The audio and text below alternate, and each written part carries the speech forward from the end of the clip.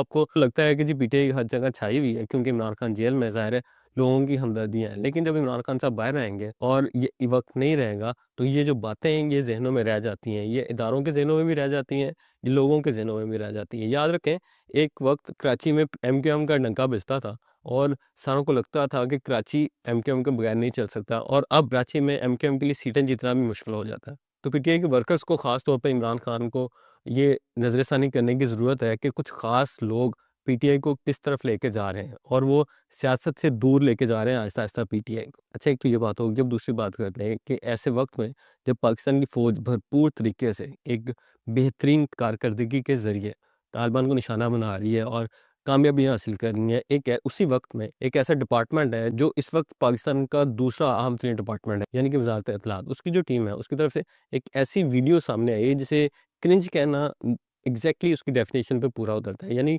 अगर उसकी प्रोडक्शन पे बात करें तो उसके 0 नंबर बनते हैं, उसके कंटेंट पे बात करें तो -50 बनते हैं, और अगर ओवर एक्टिंग पे बात करें तो फिर तो क्या ही कहना है। यानी कि ये इस कदर लो क्वालिटी कंटेंट था कि दूसरों ने तो जो तनकीद करनी थी